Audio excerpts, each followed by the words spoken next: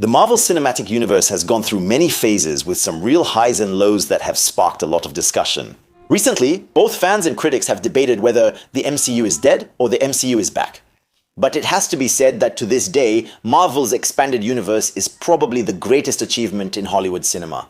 Dozens of movies, hundreds of hours of series, no other franchise has managed to last this long with so much energy. An enthusiasm that, after a few lean years, seems to be picking up again with the upcoming projects. The Spider-Man Brand New Day trailer broke all records. I can't imagine when the Avengers Doomsday trailer will finally be revealed. Because this Avengers movie, the flagship title of the franchise, isn't just the conclusion of a phase that has been hit or miss. It marks the return of the very heart of what made the MCU so successful. The intense bond between two friends who have won fans' hearts. The ethics of the character played by Chris Evans, Steve Rogers, also known as Captain America, versus the utilitarianism of the one played by Robert Downey Jr., Tony Stark, also known as Iron Man. A duality that was the main subject of what may be the most important film in the MCU Civil War. The day when every fan had to choose a side, and the debate is still ongoing today. The MCU's success mainly relies on this duality between these two men. Since they left, Marvel movies just don't have the same flavor. They lost their leader, their ideological compass, someone everyone could relate to. That's why the Russo brothers, whom Kevin Feige entrusted with the mission of reviving the dying MCU, decided to rely on these same men for the next Avengers. Yes, RDJ no longer plays Iron Man and Steve is no longer the captain we once knew. But the Russo brothers have stated in interviews many times that the film will once again highlight the conflict between these two men. And RDJ's first words when his return was announced still resonate in the hearts of fans. New mask, same task. To the point that for many, Doomsday and Secret Wars sound like a Civil War 2.0. That's why today, I wanted to take a deep look at the relationship between these two men. And above all, how, in my opinion, Steve saved Tony Stark from drifting toward a predetermined authoritarian destiny. From becoming that Dr. Doom in the 616 universe, but also, by saving him, it's probably this Steve who created Doom in another universe. That's why we're entering the spoiler zone. Danger Zone. You're with Kevin Buckhart, your favorite theorist's favorite theorist. Intro.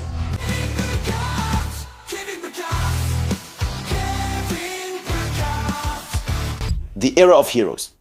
Before we dive into what Tony and Steve really are, I find it interesting to analyze how two comic book empires were built, whose rivalry is probably still one of the favorite topics for big geeks like me. Yes, Marvel and DC have a lot in common, like a love for big muscles in tights, but their difference isn't where you might think, no, one isn't dark and the other fun. That's a Snyder-esque view of the world.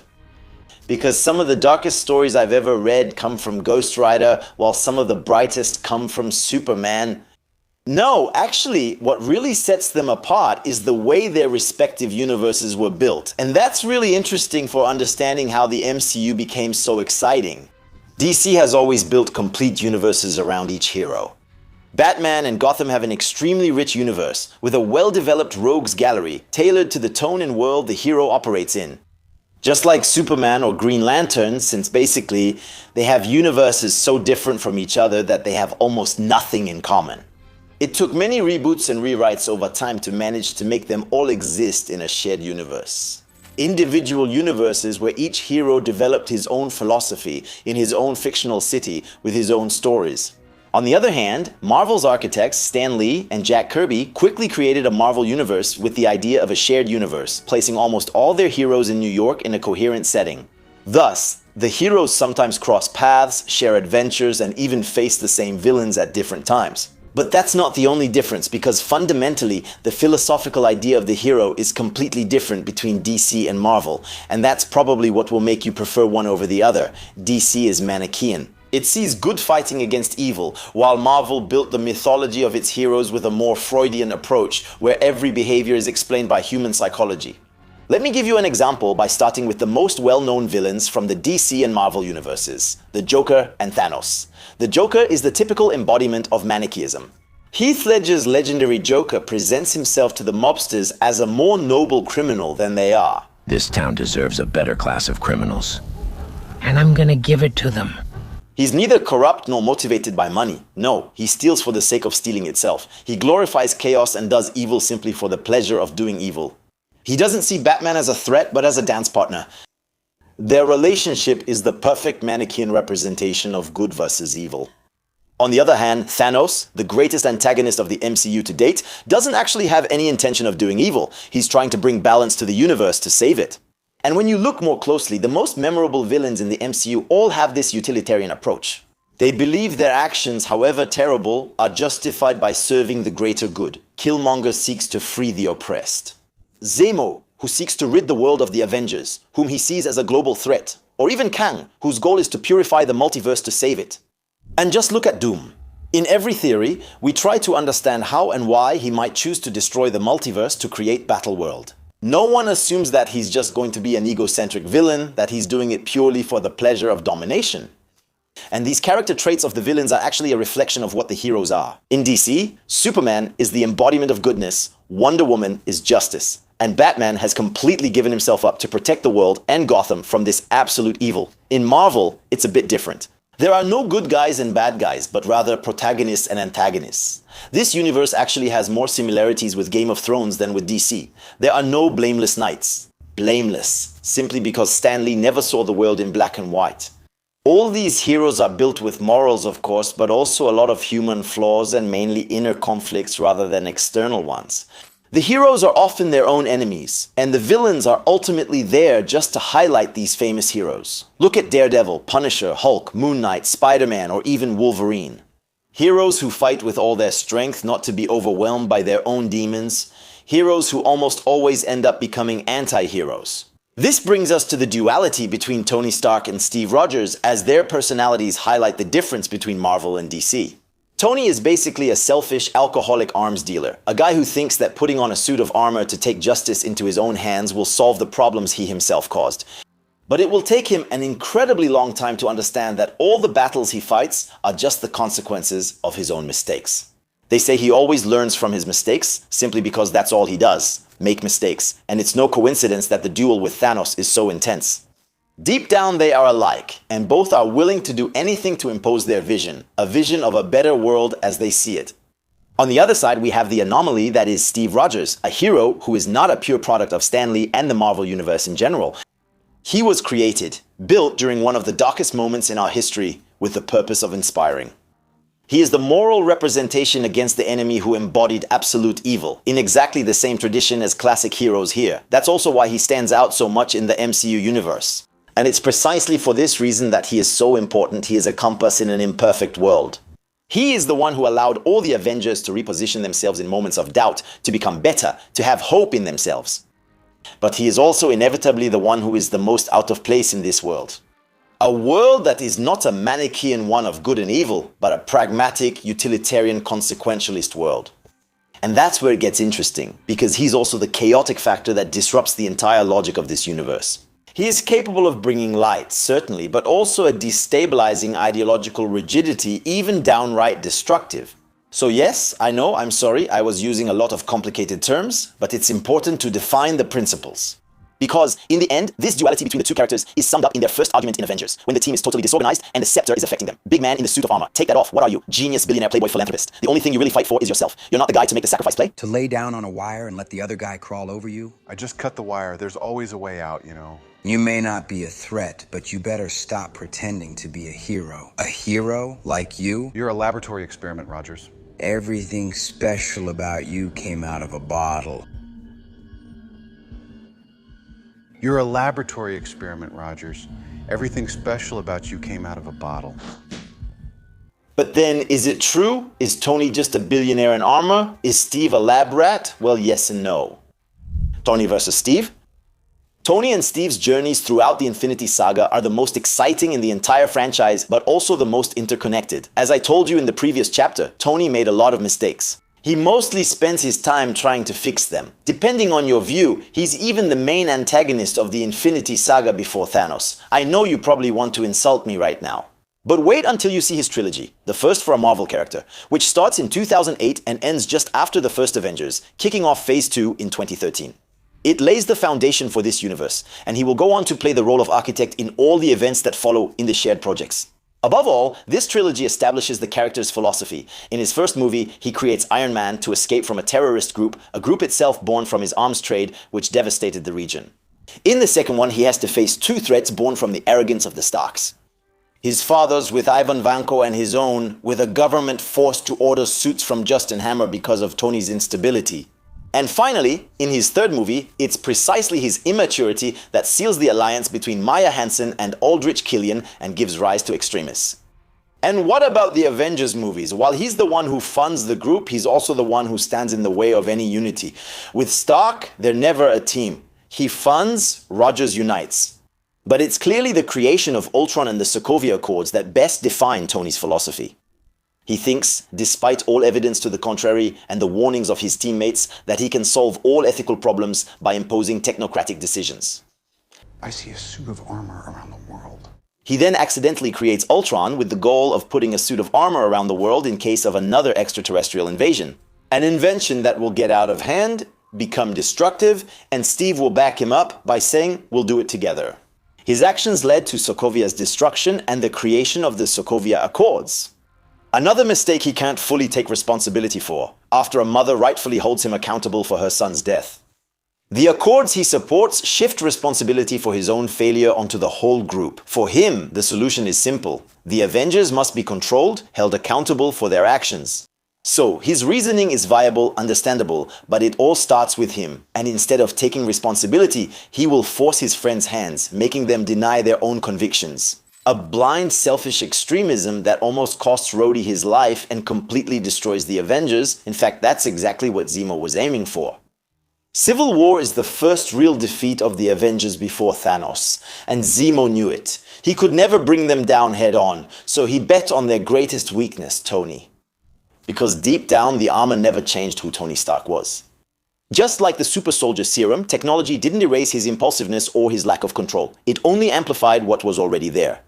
And it would take until after Civil War and his separation from Steve for Tony to finally start to mature. Because he knows it, he destroyed everything in Civil War.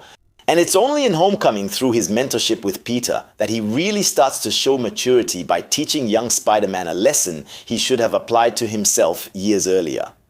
He made an extraordinary suit for Peter, and he realizes that it's not the armor that makes the hero, that Peter is simply too immature to rely on such tools. As Peter protests, Stark replies, "If you're nothing without the suit, you shouldn't have it. It's a lesson he understands as he applies it to the kids.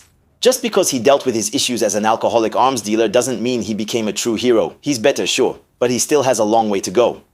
At that moment, Peter is probably even more of a hero than his mentor. Well, all this may sound very critical, but the title of this video is about two men. And yes, it's really Steve's presence that pushed him to grow, scene after scene, without even trying to do so, just by being there. We've already talked about their ideological differences in the very creation of these characters with intertwined destinies. But to really understand Steve Rogers, we have to go back to the beginning. The Russo brothers said only one actor could play Doom, and that Avengers Doomsday needs its former captain who plays a central role. It's worth noting that this character is in fact central to their entire career, as well as to their team of screenwriters. Because even before they arrived, it was the duo Christopher Marcus and Stephen McFeely who shaped the character from the very beginning and developed him from project to project, and the Russo brothers joined the MCU to direct what is still today one of the best films in the franchise. Captain America, the Winter Soldier, a turning point for the character, who changes from a loyal soldier prioritizing the nation to someone willing to disobey for his morals and friends. But very interestingly, the Russo brothers told us that the title Winter Soldier had a double meaning. The term refers to the ultimate patriot, the one forged by trial and suffering, as opposed to Thomas Paine's Summer Soldier. This philosopher described it like this: "These are times that try men's souls. The Summer Soldier and the Sunshine Patriot in this crisis shrink from the service of their country." Paine, as a Franco-British American, experienced the French Revolution and the United States War of Independence. So, he knows quite a bit about patriotism. And Rogers is exactly that Winter Soldier, the one who won't budge an inch no matter the trials, because he was born in hardship. And that's what fundamentally sets him apart from Stark. Because Tony, on the other hand, is a summer soldier, the idealistic patriot. Born in luxury and comfort, even better, his status has always placed him above ordinary people, and that's exactly what their first confrontation shows. Steve throws himself on the barbed wire when Tony cuts him off. And Steve responds with disgust, already indicating that Tony doesn't understand the idea of sacrifice and that his logic leans toward utilitarianism, which actually makes Tony closer to a Thanos than a captain, as we've said. But in that same argument, Steve challenges Tony on the idea that without his armor, he's nothing, that he's incapable of making any sacrifice. It's the first time we see his ego take a hit. Already, because of his status, very few people have ever really stood up to Stark, since he's able to disarm everyone with humor, money, or technology. But in this case, he can't disarm Steve, and Tony knows it, which makes his jabs even more harsh. He even admits it in Civil War. His father constantly talked about Captain America, and he grew up hating Steve because of that. Yes, right there. He never mentioned that, but in there 1,000 times. Times. God, I hated you. I don't mean to make things difficult. So, at that moment, he has a double resentment. He realizes the kind of guy he's facing after all, but a guy who reminds him of his own daddy issues. With a father who constantly compared him to a perfect man. And that's where it gets interesting. Because this conversation leads to Stark's very first truly heroic act, his first sacrifice. When he takes the nuclear warhead through the wormhole to save New York, he obviously believes he'll die. And the last thing he heard before that was, "You're not the one to make the sacrifice play." His first sacrifice is a direct response to Steve. He laid down on the barbed wire, but almost out of pride, to prove a point. Steve, for his part, will quickly make his mark as a tactical leader and earn the respect of the whole team.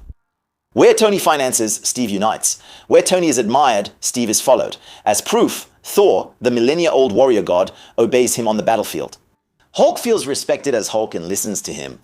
And Natasha finds a new family with him. And when Tony leaves the Avengers after Ultron, it's only natural that Steve inherits a team made up of people with no ties. Scarlet Witch, Falcon, Vision, Rhodey, Black Widow all find in Steve what they've never had, and it's precisely the scene from Age of Ultron that sets up the relationship for what's to come. Tony creates Ultron in secret, against the team's wishes. It's a scene where he deliberately ignores Steve. But it's also the scene where, despite the monumental mistake, Steve refuses to abandon him. He tells him that they'll face threats together and that they'll lose together. How do you plan to beat him together? We're going to lose. And we're going to do it together, too. Tony tries to justify himself, and Steve says sorry. Even so, he can't forgive himself, aware of the stupid thing he just did. He knows he doesn't deserve that forgiveness, and that's exactly what forces him to question himself. Then comes Civil War, the turning point. Tony thinks the Accords are the right solution, that Steve will eventually give in. He has to. It's the rational thing to do. But Steve hasn't been the same since Winter Soldier. He no longer follows orders blindly. On the contrary, he puts his morals before the common good. And this is where he says that line to him, "Are you okay?" At the moment when Steve refuses to sign. At that precise moment, he doesn't hate Steve. He hates what Steve makes him feel, frustration. He knows deep down that Steve is right. Steve stands before him as a mirror of everything he avoids seeing in himself. Steve is what Tony cannot be. Everything his guilt prevents him from becoming. He represents ethics and the moral duty to save those in need without a safety net or anyone's permission, against the utilitarian and pragmatic accountability used by the Accords. Heroism in its purest and most unconditional form, against Tony's real world and its consequences. This is where the Avengers end and Tony's transformation begins, the real one, because Captain shows Tony that he has changed. Team Captain sees him as family, and for Steve, the calculation is simple. How can he protect others if he can't protect his own? He chooses his friend's love over the greater good. The unity of the Avengers, his status as Captain America, no matter the consequences, he sacrifices everything, once again. This destroys Tony, physically and mentally. And the worst part is that Steve once again doesn't abandon him. He leaves him a phone, telling him to call if he needs anything. A phone that Tony will keep with him for 2 years. It's through this phone that he calls Steve before Thanos' invasion in a deleted scene from Infinity War. A detail that reveals what Tony refuses to admit. He needs Steve. He could have destroyed the phone or left it at the office.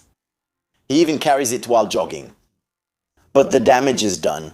And that's when the rift, which had been theoretical until now, becomes a global catastrophe. The two face Thanos, sure, but separately, and both fail within minutes of each other. Tony on Titan, Steve in Wakanda. For the first time, their separation has a measurable cost on the scale of half the universe. Which leads to a new turning point. The beginning of Endgame shows us how much Tony blames himself for having faith in Steve. And he's looking for someone to blame for their defeat. When Steve tries to bring the team together and speaks in the plural, "We lost," Tony responds in the singular. We lost. You weren't there. Even though Tony was responsible for the team's split in the first place. Steve takes collective responsibility. Tony blames others. And yet, years later, it's still Steve who comes back to get Tony for the time heist, a mission that will unite them one last time as Avengers. Because Endgame is the ultimate point of convergence. This mission shows the influence each has had on the other. Its consequences will lead to the destabilization of the multiverse, but they are ready to face it together. And as they fail in New York, Tony asks Steve if he trusts him. You trust me? I do. And Steve doesn't hesitate for a second. This is where the most subtle and most important scene of the entire shared universe happens. The elevator in 1970. Tony meets his father, and Steve is with him. Steve, a contemporary of Howard. Steve knows Howard better than Tony ever did, and without Steve, Tony doesn't go to 1970. Without Steve, Tony doesn't meet Howard again. And without Steve, by his side at that moment, Tony doesn't resolve his daddy issues. Steve, just by being there, closes the wound he himself had opened in Siberia 4 years earlier, without a word of explanation.